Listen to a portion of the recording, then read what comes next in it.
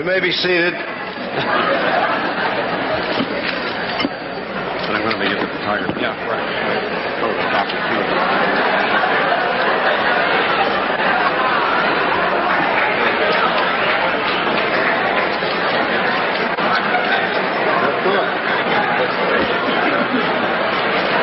That he hit with the dean today at the...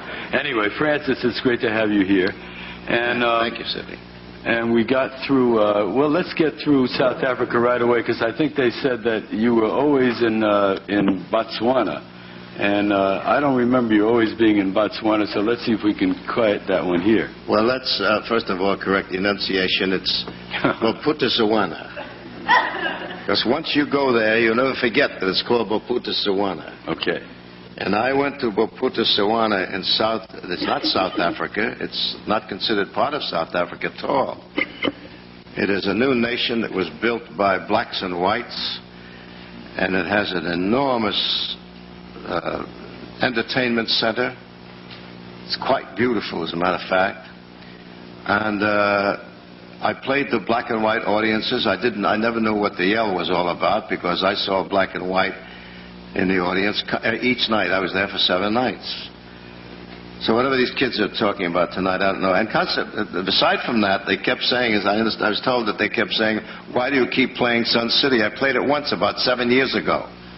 Isn't that right? Or 6 years ago? Whatever it was. Anybody know? Once I played there. And I enjoyed it. I had a great time. They had a great golf course, which I looked at from my window. Didn't have the urge to play. And the fun part of playing golf there was the fact that when you hit the ball, a baboon came out of the bushes and stole the golf ball. But from a serious standpoint, I am an entertainer, and I was asked to go down there to perform for people in that area of the world. And I said I would, and I did.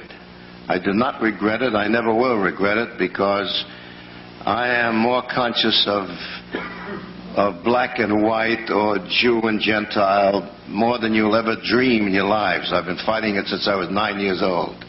So I know what they're talking about is all wrong. It's absolutely wrong. And I haven't gone back because there was any protest about my going back to Africa, because I'll go anywhere I want to go, anytime I want to go. Doesn't make any difference to me.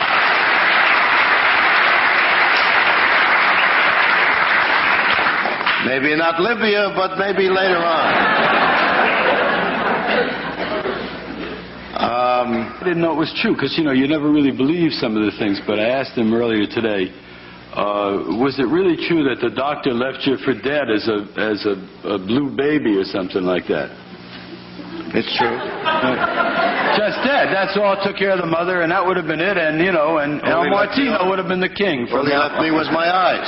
Just my eyes. The rest of the blue went away. Right. And his grandmother took over and put him under a sink, and therefore we now have him, and all these years we've had him. It's quite true, by the way. I was born in 1915 on December 12th, on they told me, a very wintry, terrible day. And my mother, who weighed approximately 92 pounds, and I weighed 12 3/4 pounds, and when I was born, when I was removed from her womb by a midwife, there was a problem. I didn't want to come out of there. And they sent up a flare for a doctor, and upon removing me, I was pretty well damaged at my left side of my neck and ear and face.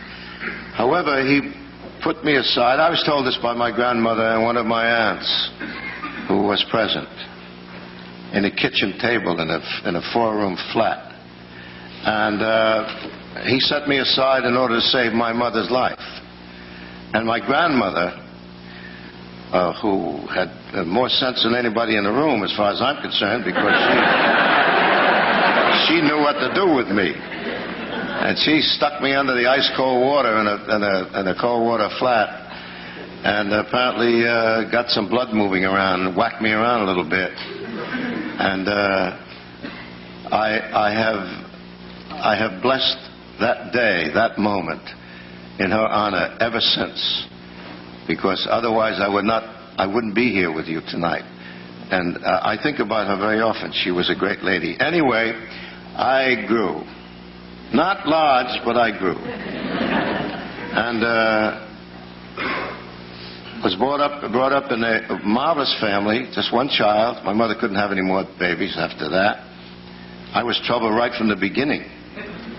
And my dad was a combination of a boilermaker in a steamship company called Tejan and Lang, which later became the famous one, Todd Shipyards now, I think. And he was a professional boxer, and he was also he aided in bootlegging with one of the tough guys in those days. I don't remember who it was. I was too little to know. We'll check on that a little later. Yeah, that's right. That's true. But his job was to follow the trucks with the booze so that they weren't hijacked.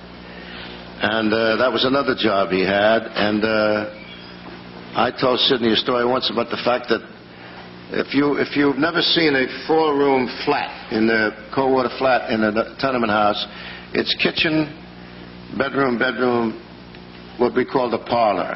And there are 2 windows in the parlor and 2 windows in the kitchen. It's the only way you got any air or any way to breathe. And my room was the closest to the kitchen as a child, because the kitchen stove warmed the entire apartment. And they wanted to be sure that I was warm. I was only maybe 3 or 4 years old. And I remember in the middle of the night, I heard sobs, terrible crying and wailing, and all kind of scene went on. And I think my old man was a little slow, and he got hit on the head, and somebody opened up his head, and he came home, and he was, excuse me, bleeding all over the kitchen floor. My mother was hysterical. And then I knew that I was in the right family.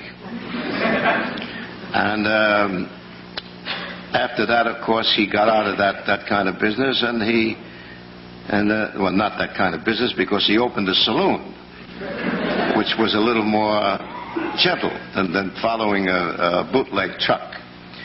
And my mother was very large in politics. She was rather ambitious, very bright lady, and became what was called a committee woman in the neighborhood where we lived in.